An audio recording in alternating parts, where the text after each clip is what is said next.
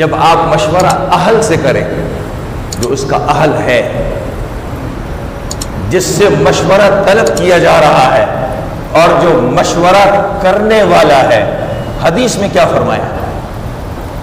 ایک حدیث میں حضور اکرم صلی اللہ علیہ وسلم نے فرمایا المستشار مؤتمن، تم جس آدمی سے مشورہ طلب کرتے ہو، مشورہ دینے والا یہ امانت دار ہے۔ ایک لفظ میں بہت کچھ سمجھا دیا۔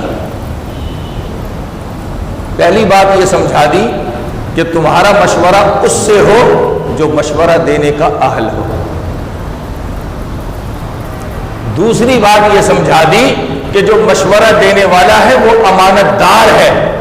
میں کسی کے پاس جاؤں اور اس سے کہوں کہ جی میری بچی کا، میرے بچے کا رشتہ آ رہا ہے، فلاں جگہ سے آ رہا ہے، آپ مجھے مشورہ دیں کہ میں کروں کہ نہیں کروں، تو ہمارا حال کیا ہوتا ہے؟ آج میں نے کسی سے مشورہ کیا، کل جس نے مجھے مشورہ دیا ہے وہ BBC لندن کی خبریں پڑھتا ہے، پوری دنیا کو بتاتا ہے فلاں آیا تھا، اس نے یوں کہا، اس نے یوں پوچھا، اس نے یہ کیا وہ کیا۔ اللہ کے نبی نے فرمایا وہ امانت دار ہے۔ گویا کہ جس نے مشورہ آپ سے کیا ہے وہ آپ کو رازدار بنا کر گیا ہے۔ اس رازداری کو اگر آپ نے ختم کیا تو آپ خائن خیانت کر رہے ہیں۔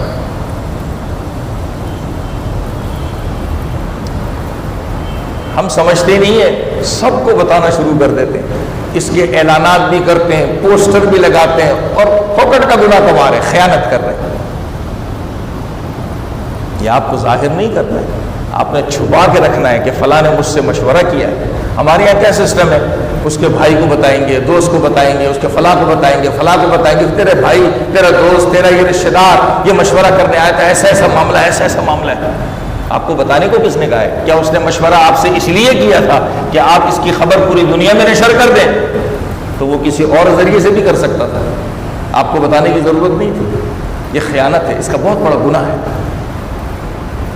تو پہلی چیز یہ ہے کہ وہ اہل ہو، دوسری چیز یہ ہے کہ مشورہ دینے والا امانت دار ہے، اس سے جو جو کہا گیا اس کو اپنے پاس چھپا کر کے رکھے، بتائے نہیں۔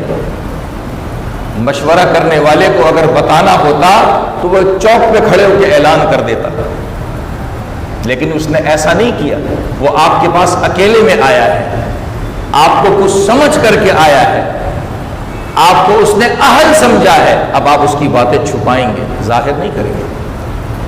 تیسری بات، جو مشورہ دینے والا ہے وہ مشورہ طلب کرنے والے کو خیر خواہی کے درجے میں دے۔ ایک حدیث کے ٹکڑے نے کتنی بڑی بڑی باتیں ہم کو سمجھا دی ہیں۔ خیر خواہی کیا ہے؟ کہ میں اس کو بات ایسی بتاؤں یہ وہ بیچارہ اگلے دن جا کے گڑے میں نہ گر جائے، وہ پریشان نہ ہو جائے، ایسی بھلائی کی بات اس کو بتاؤ کہ اس کی زندگی میں سکون رہے، اس کے ساتھ اچھائی کا معاملہ ہو۔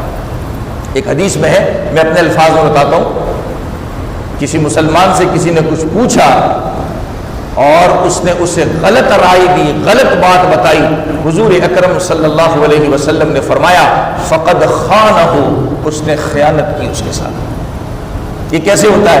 میں کسی سے مشورہ طلب کرنے گیا اور جس سے میں مشورہ طلب کرنے گیا ہوں وہ اپنے دل میں میرے لیے کوئی برائی پہلے سے چھپائے بیٹھا ہے کہ موقع آئے میں اس سے بدلہ لوں گا،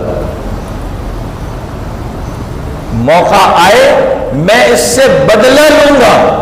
اب جب میں گیا، بات گزر گئی اس دل میں بٹھائے ہوئے، اب جب میں اس کے پاس مشورہ لینے گیا اس نے کہا موقع تو آ گیا، چلو جی اب اپنے دل کی نکالو۔ اب ایسا الٹا مشورہ دیا یا ایسی بات کہی جس سے میں پھنس گیا، اگلا بڑا خوش ہوتا ہے میں نے بدلہ لے لیا، اگلا بڑا خوش ہوتا ہے میں نے بدلہ لے لیا۔ نبی نے فرمایا اس نے خیانت کی ہے۔ کتنا بڑا گناہ ہے۔